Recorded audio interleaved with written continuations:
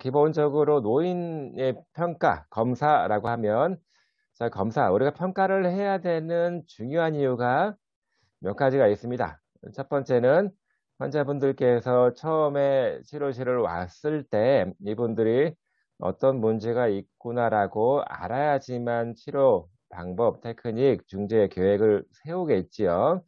그래서 초기에 평가를 잘 해 놓을 필요가 있고 또 치료를 한 다음에 얼만큼 좋아졌는지를 2 차적으로 또 평가를 해야 되겠죠. 그래서 치료를 해서 좋아졌으면 치료를 잘한 거고 좋아지지 않았으면 평가가 잘못됐거나 아니면 치료 방법이 잘못된 거죠. 그래서 재평가를 통해서 얼만큼 나아졌는지를 비교할 수 있는 게 중요한 거고요. 또 세 번째는 뭐 이런 경우도 있습니다. 종종 환자분 치료에 대한 근거를 만들기 위해서 결과를 잘 기록을 해 놔야 될 필요가 있습니다. 다시 말해서 '내가 하고 있는 치료가 환자분한테 필요하다.'라고 말하기 위해서는 평가에 대한 결과를 잘 정리를 해 놓을 필요가 있는데 어떤 경우에는 뭐 의료 사고가 나거나 어떤 뭐 보험 문제라든가 뭐 기타 등등 또 분쟁의 소지가 있을 만한 그런 일들에 휘말리지 않기 위해서라도 이 평가 결과를 잘 정리해 놓을 필요가 있는 겁니다. 중요하게는 이제 기초 자료 뭐 제공과 중재, 치료 효과를 잘 규명하기 위해서 하는 거고요. 여러 가지 노인성 질환은 결국은 건강 생태라든가 심리 환경에 따라서 여러 사항들이 변하게 되는데 그렇기 때문에 정확한 평가가 중요합니다. 정확한 평가. 다시 말하지만 평가 결과를 근거로 해서 치료 방법이 결정되는 겁니다. 그렇기 때문에 신뢰도가 높은 평가 도구들을 사용해야 됩니다. 뭐 사람에 따라서 평가 방법이 평가 결과가 달라지면 안 되는 거잖아요. 같은 사람을 여러 치료사가 평가한다고 하더라도 똑같은 결과가 나오는 게 중요하겠죠. 그래서 신뢰성이 되게 중요한데 평가를 지칭하는 여러 가지 용어가 있습니다. 첫 번째는 어세스먼트란 말도 있고 뭐 우리나라 말로 하면 사정이라고 번역을 하고 이밸루에이션 이제 평가, 뭐 검사는 테스트, 뭐 측정은 메저먼트 그냥 이거를 뭐 정확하게 따로따로 이제 용어들을 구분하는 거는 그닥 중요하지 않고요. 그렇지만 뭐 책에 나와 있기 때문에 기본적으로 어세스먼트 사정 그러면 평가하고 관찰하고 면담 등 종합적인 해석을 하는 전체적인 과정을 어세스먼트라고 하는 거고 이밸루에이션 그러면 일정 수준과 평가를 받은 사람들의 수준을 비교하는 거. 그리고 테스트 검사는 특정 수준, 기준이 되는 수준이 있고 그거에 대비해서 얼마 정도 충족이 되어 있는지 그 수준을 비교하는 거 파악하는 거고 메저먼트 측정이라고 하는 거는 수치화될 수 있는 검사법들을 다 측정이라고 합니다. 이거를 뭐 따로따로 구분하는 건 그닥 중요한 내용은 아니에요. 자, 대신에 이제 평가 검사 또는 검사 평가에 영향을 주는 몇 가지 요인들이 있는데 자, 그 어르신들 같은 경우는 이미 노화로 인해서 신체적인 또는 능력이 떨어져 있는데 이게 과연 노화 때문에 이렇게 안 좋은 건지 병이 있어서 안 좋은 건지를 명확하게 구분하기가 진짜 어렵습니다. 굉장히 어렵습니다. 그래서 그런 거에 대한 그 중복되는 부분이 있을 수가 있다. 그리고 질병을 한 가지만 갖고 있는 경우가 거의 없어요. 관절염이 있으면서 고혈압이 있고 뇌졸중도 있을 수 있고 여러 가지 질병들이 복합적으로 나타나기 때문에 굉장히 상태가 안 좋게 될 수밖에 없고 종종 자기 증상을 되게 줄여서 얘기하는 경향이 있습니다. 뭐 아픈 것도 그냥 안 아프다 얘기할 수도 있고 웬만치 아프지 않으면 병원에 안 가기도 하고 그런 것도 우리가 지금 하나의 고려사항 중에 하나고 또 이제 상당히 어려운 것들 중에 하나가 약물이네요, 약물. 되게 평균적으로 여기도 아프고 저기도 안 좋기 때문에 대부분 어르신들이 평균적으로 6에서 10개 정도의 약을 많으면 10개까지도 알약을 먹습니다. 뭐 진통제, 뭐 혈압제제, 당뇨병 약, 신경 안정제 뭐 등등등. 그래서 약물을 이렇게 약물을 계속 복용하고 있기 때문에 이렇게 뭐 그 질의응답 하는 게 좀 원활치가 않을 수도 있고 상당히 좀 애로사항이 또 생길 수 있습니다. 그리고 신경 안정제를 많이 복용하는 경우에는 몸이 축 늘어져 있기 때문에 이게 정말로 몸이 안 좋은 건지 약효 때문인지 분간이 안 될 때가 많기 때문에 항상 그 고려사항을 갖고 있어야 되고요. 그래서 어르신을 치료하고 면담할 때는 시각적인, 청각적인 문제가 뭐 감각 저하가 좀 있을 수 있기 때문에 가능하면 좀 밝은 곳 위치할 면담할 수 있도록 하고, 또 약간 그 난청이라든가 소리를 잘 못 듣는 거를 고려해서 소음이 없는 조용한 장소에서 이렇게 진행하는 게 좋겠습니다. 자, 평가 도구에는 크게 두 가지 타입이 있어요. 중거 중심 방식, 그리고 분류 중심 방식. 중거라고 하는 거는 기준이 있는 거예요. 기준이 있어서 개인 간의 차이가 어떤지를 판단하는 거고요. 분류 중심은 차이보다는 기능 수준을 결정하기 위해서 하는 거라 볼 수 있습니다. 평가 도구를 선택할 때 굉장히 중요한 기준은 쉬워야 됩니다. 뭐 어떤 심리평가 도구 중에서는 뭐 2시간, 3시간씩 평가를 하는 것들도 있어요. 이렇게 물론 이제 물리치료 현장에서는 뭐 이렇게 오래 걸리고 너무 어려운 것들은 대부분 없지만, 그래도 이제 간단하게 할 수 있고 쉽게 할 수 있는 거가 좋은 거고요. 또 신뢰성 있는 거, 같은 것들을 평가하는 도구라고 하더라도 신뢰성이 정해져 있는 게 있습니다. 이거는 이미 그 평가 도구를 개발하는 사람들이 신뢰성과 타당성에 대한 거를 평가를 다 합니다. 신뢰성은 한 사람한테 몇 번을 측정해도 똑같은 결과가 나오는 거, 또는 뭐 다른 사람들이 한 사람을 측정한다고 하더라도 각각 측정자에 따라서 값이 바뀌는 것이 아니라 항상 일정 값이 나오는 게 좋은 평가도구, 그게 신뢰성이라고 하고요. 타당성은 이 병에 대한 거, 이 특성에 대한 거를 측정하는 도구로서의 타당성을 얘기합니다. 다시 말해서 이런 경우도 있죠. 팔 기능을 측정해야 되는데 다리 기능 측정하는 도구를 쓸 수는 없는 거잖아요. 측정 항목들이 정말 팔 기능에 맞는 건지, 그거를 타당성이라고 합니다. 자, 그래서 이게 신뢰성과 타당도는 이게 평가 도구에 대한 굉장히 중요한 선택 기준입니다. 그리고 환자 수용도라고 하는 거는 환자분들이 얼만큼 참여할 수 있는지, 그런 식의 얘기들을 하는 거고요. 또 자원, 또 여러분들이 예를 들어서 보행 속도를 측정할 때는 스탑워치만 있으면 됩니다. 요즘에는 핸드폰으로 다 하죠. 그렇게 어떤 장비가 필요한지, 또는 측정할 때 너무 오랜 시간이 걸리는 건 아닌지, 뭐 그런 식의 얘기를, 그 특성들을 얘기하는 거고, 접근 가능성은 얼만큼 편하게 사용할 수 있는지, 뭐 그런 것들입니다. 그 평가 결과에 대한 것도 측정자라든가 아니면 환자분한테 어떻게 알려줄 수 있는지, 뭐 그런 것들을 접근 가능성이라고 해서, 이런 것들을 다 좋은 평가 도구를 선택해야 된다라고 보는 거고요. 자, 그래서 일단은 평가를 하는 거는 그 치료, 뭐 중재를 위한 기초 자료를 파악하기 위해서 되게 중요한 거고요. 중재 효과에 대한 거를 규명하기 위해서 하는 그런 거라 볼 수 있겠습니다. 전체적으로 노화 과정에 대한 이해가 필요한 이유는 신체적인, 정서적인, 심리적인 기능이 노화 때문에 떨어질 수도 있기 때문에 그렇고요. 그리고 환자분들이 한 가지 질환만 가지고 있는 것이 아니라 여러 가지 질환들을 복합적으로 가지고 있기 때문에, 그런 특성 때문에 또 다른 문제가 발생할 수 있다고 하는 거고, 또 질병에 관계된 효과 등도 우리가 알 수 있어야 되겠습니다. 자, 그리고 임상적인 면담 할 때는 감각 저하, 특히 시각, 청각 저하가 있을 수 있다는 고려해서 그런 환경을 잘 설정할 필요가 있고, 또는 인지장애가 있는 경우는 환자 본인이랑 상담이 하기가 어려울 수가 있기 때문에 보호자라든가 간병인을 통해서 여러 가지 사항을 파악할 수가 있겠습니다. 자, 그 평가 도구를 선택할 때는 분명히 목적이 맞아야 되겠지요. 그리고 신뢰도와 타당도가 검증된 도구를 사용하는 거, 뭐 여러 가지 설문지 형태의 평가 도구를 사용할 수도 있는데, 같은 평가 도구라고 하더라도 신뢰도, 타당도가 검증된 도구들이 분명히 있거든요. 그런 것들을 좀 잘 골라서 하는 것이 평가에 대한 것들을 높이는 데 도움이 되겠다라고 하는 겁니다. 자, 그래서 이제 본격적으로 신체 기능 평가에 대한 거를 다루겠습니다. 우리가 가장 많이 하는 평가는 ROM, MMT입니다. MMT.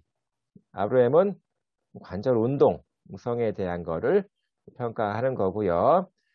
팔이든 다리든 ROM이 좀 떨어져 있으면 활동과 기능적인 능력이 감소되는 걸로 나왔습니다.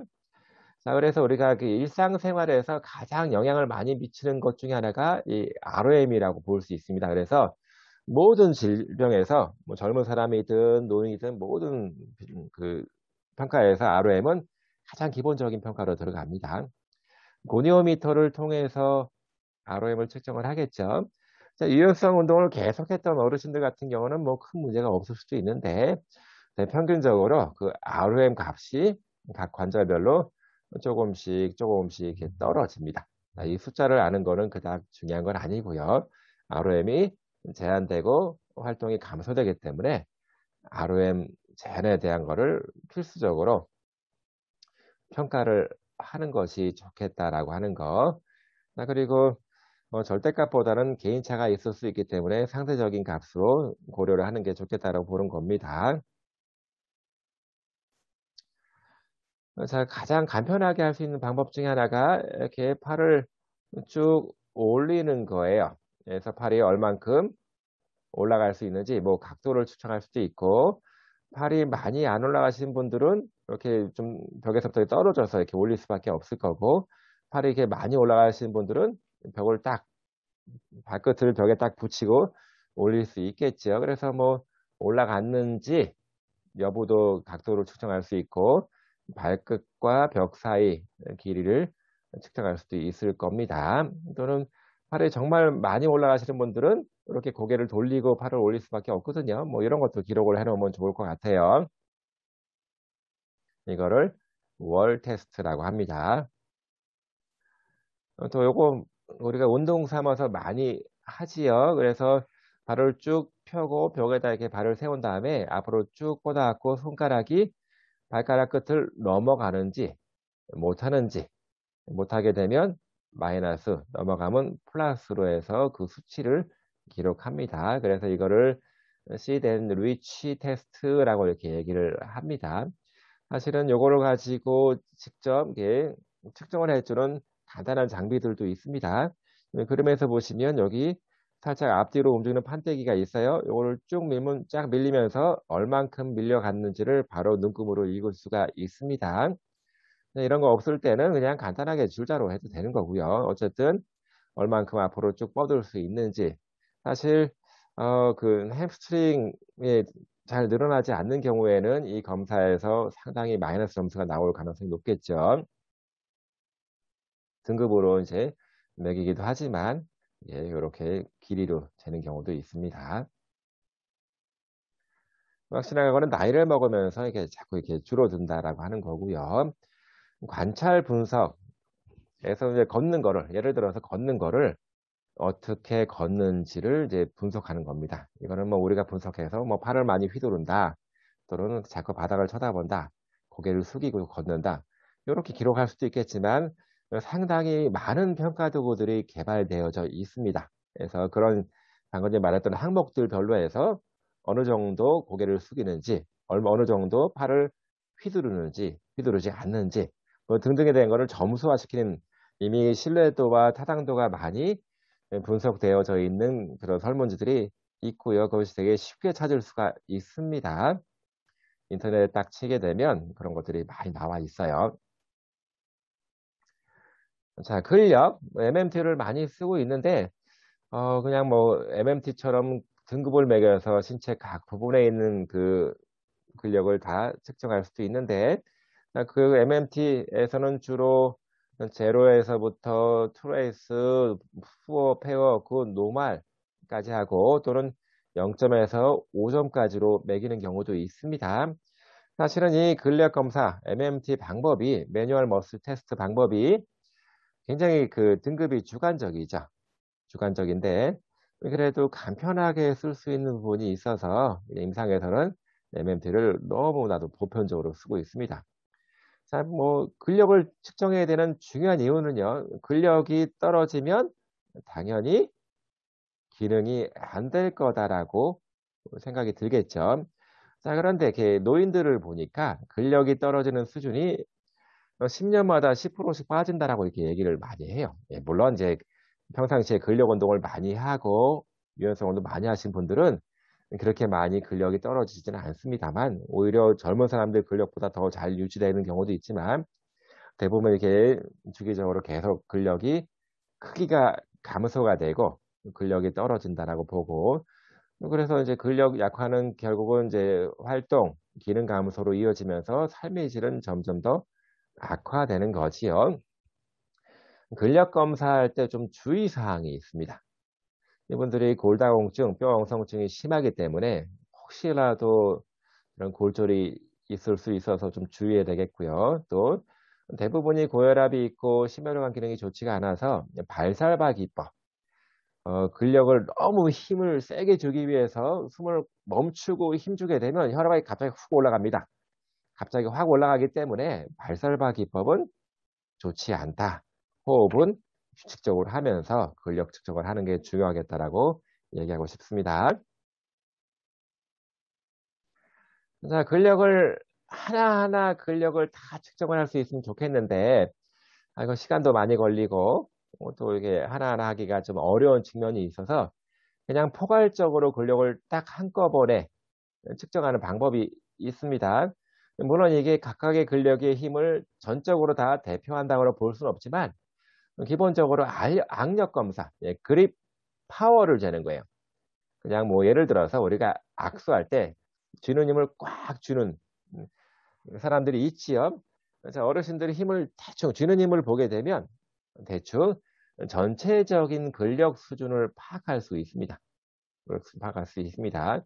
물론 이제 이거를 정확하게 수치화시키는 그런 장치들도 많이 있고요.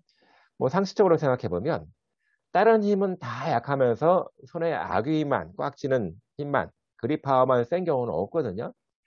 그립 파워가 세다는 얘기는 전체적인 힘이 높다라는 뜻이라서 그냥 그립 스트렝스, 그립 파워만 재는 거를 가지고 전체적인 힘을 대략 판단하는 경우가 있습니다. 그래서 그립 파워를 3번 측정하고 최고로 높게 나온 거를 그 사람의 쥐는 힘 이렇게 생각하는 거를 절대 악력이라고 하고, 상대적인 악력은 남자랑 여자를 예를 들어 비교해 보면 당연히 남자들이 훨씬 더 절대적인 그립 파워가 셀 겁니다.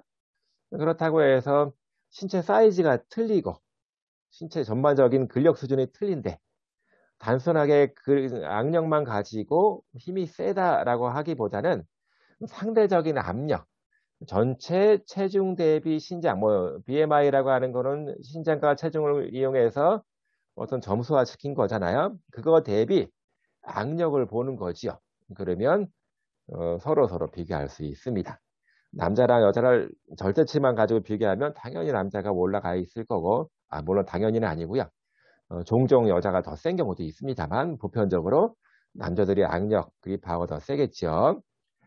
상대적인 악력을 비교해 보면 전체적인 체격 수준에 대비 악력이기 때문에 상대 비교가 가능하겠죠. 그래서 이렇게 상대적인 악력을 가지고도 그 그립 파워를 측정해서 비교할 수 있다라고 하는 것도 잘 알아두기 바랍니다.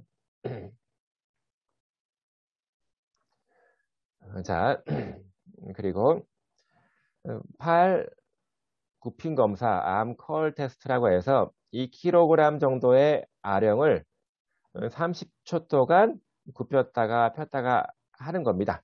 아령 들고 팔꿈치를 굽혔다 폈다 하는데, 중요한 거는 전체 ROM을 움직여야 돼요.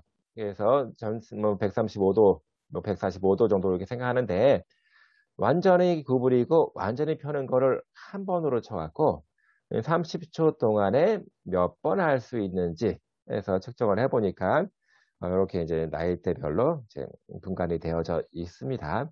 이것도 이제 뭐 간단하게 할 수 있는 방법인 것 같아요.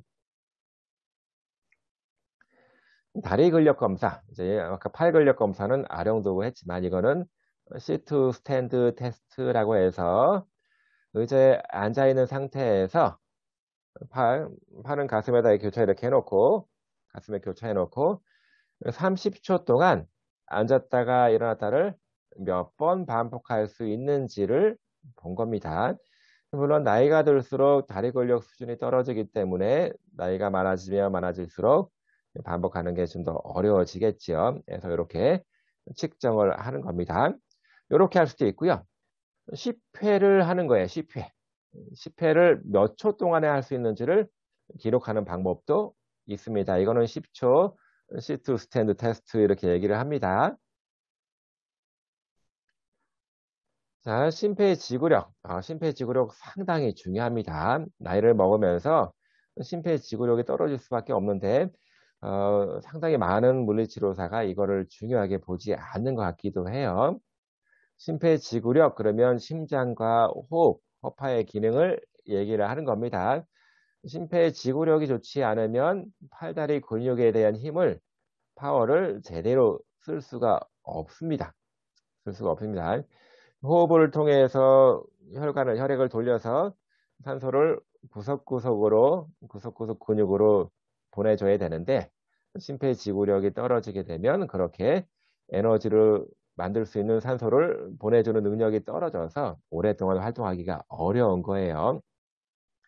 결국은 최대 유산소 능력이 떨어지면 다른 문제들이 많이 생길 수도 있고 심지어는 뭐 사망에 이르기까지 하여튼 여러 가지 문제들 생길 수 있습니다.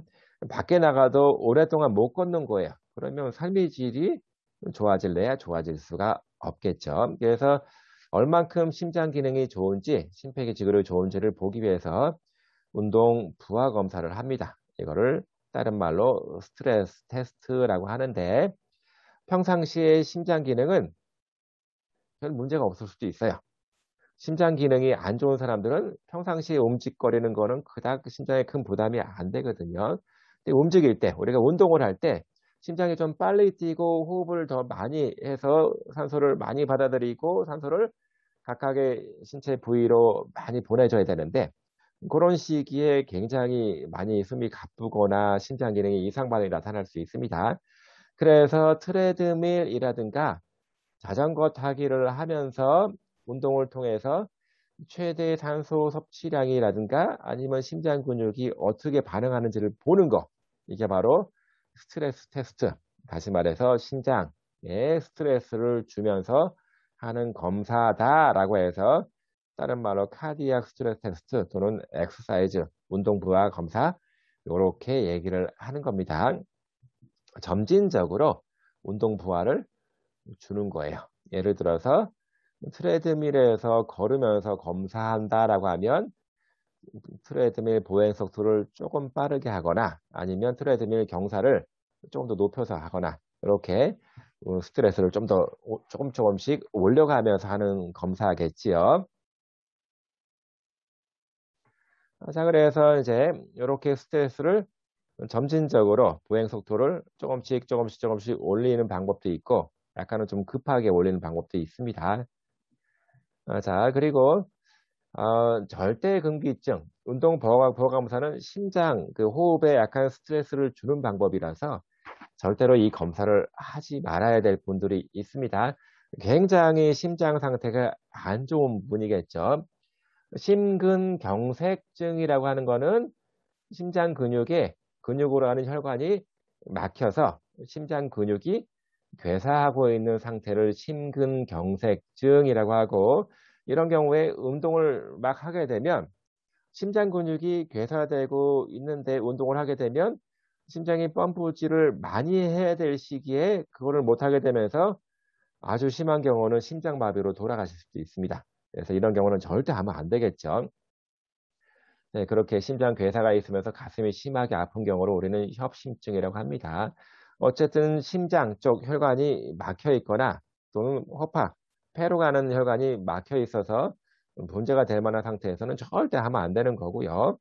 상대적인 근기증은 이런 경우는 할 수는 있지만 매우 주의가 필요하다라고 하는 거지요. 그래서 뭐 심장에 문제가 있거나 뭐 협착이 있거나 심장병이 있거나 또는 방실 차단해 갖고 심장 심실에 문제가 좀 더 있는 경우에 또 그 심장이 빨리 뛰거나 너무 느리게 뛰거나 되게 조심해야 됩니다. 심장의 문제는 사망으로까지 갈 수 있기 때문에 그렇습니다. 또 이제 임상 현장에서 많이 쓰는 방법 중에 하나가 6분 걷기 검사입니다. 이거는 6분 동안 걷는 거예요. 6분 동안 걷는 거를 얼만큼 멀리 걷는지를 측정하는 겁니다. 자, 멀리니까 이거 그 넓은 공간이 필요하겠지만 그렇게 할 수가 없어서 치료실에서는 30m 딱 걸어놓고요. 여기를 6분 동안에 몇 번 왕복하는지 이렇게 해서 몇 번 도는지를 측정하게 되면 얼추 거리가 나올 수 있겠죠. 그래서 뭐 30m 트랙으로 할 수도 있고 20m도 할 수 있는데 30m 트랙으로 하는 게 가장 적합한 걸로 이렇게 얘기가 많이 되고 있습니다. 그래서 6분 동안 얼마나 먼 거리를 걷는지 환자분께서 이제 가장 빠르게 할 수 있도록 하는 거지요. 뭐 심호흡기 능력이 떨어지신 분들은 가다가 쉬었다 하면서 많은 거리를 못 가겠죠. 좀 심폐기능이 좋으신 분들은 더 빠른 속도로 왕복을 할 거기 때문에 더 많이 걸을 수가 있는 거겠죠. 이렇게 해서 심호흡기 능력을 측정하는 겁니다. 6분이 너무 길다 해서 2분 동안만 하는 경우도 있습니다. 대신에 이거는 제자리 걷기 검사이기 때문에 어, 가만히 서서 무릎까지 발을 올리고 내리고를 계속 반복하는 겁니다. 반복하는 거예요. 그래서 얼마까지 걸을 수 있는지를 반복하는 거, 제자리 걸음 수를 측정하는 거고, 옆에 앉아갖고 이렇게 계속 발 몇 걸음 뛰는지를 그냥 눈으로 보고 할 수도 있고요. 뭐 만보계 같은 거 사용하게 되면 요즘에는 컴퓨터 어플로, 핸드폰 어플로 깔아서 해도 걸음수가 측정이 됩니다.